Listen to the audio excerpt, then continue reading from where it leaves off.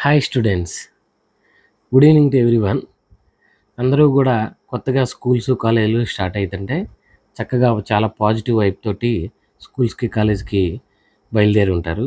మీ అందరికీ నాదొక రిక్వెస్ట్ ఏంటంటే, ఎప్పుడైతే మనం నాలెడ్జ్ గెయిన్ చేసుకోవటం కోసం స్కూల్కో కాలేజీకో ఎంటర్ అవుతామో అక్కడికి మనకుండే ఒకే ఒక్క మూలాధారం టీచరు లేదా లెక్చరర్. నేను మీతో చెప్పేది ఏంటంటే, maintain a good relation with your teacher. టీచర్లకి ఎవరు భయపడాల్సిన అవసరం లేదు.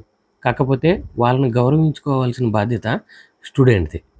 ఎందుకంటే తనకి అకాడమిక్స్‌లో ఏమీ తెలియని ఒక కంటెంట్‌ని తెలిసేలా చేయగలిగేవాడు టీచర్ మాత్రమే. ఆ తెలిసిన కంటెంట్‌లో మళ్ళా ఏవైనా చిన్నా చితక డౌట్స్ ఉంటే దాన్ని క్లారిఫై చేయగలిగేది కూడా మీ టీచరే. కాబట్టి అలాంటి టీచర్ తోటి మీరు చాలా పాజిటివ్ రిలేషన్‌ని మెయింటైన్ చేయండి. మీరు చాలా ఎత్తుకు ఎదగాల, మీకు ఎక్కువ కష్టాలు రాకూడదు అని మీకోసం ఆలోచించేటటువంటి ముఖ్యమైన వ్యక్తులైన మీ తల్లి, తండ్రికి తోడుగా మీతో పాటు ఉండేది టీచర్ మాత్రమే. ఆయన మీ బెస్ట్ వెల్ విషర్ లాగా మీరు ఫీల్ అవ్వండి.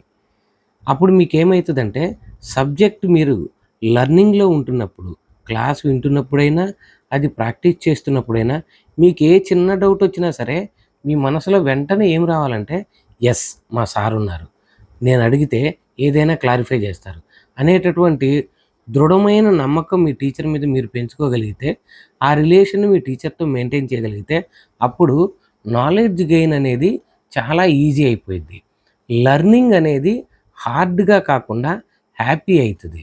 అంటే హ్యాపీ లెర్నింగ్ అనేది అలవాటు చేసుకోవాలంటే టీచర్‌ని మనం చూసే దృక్పథం మారాల.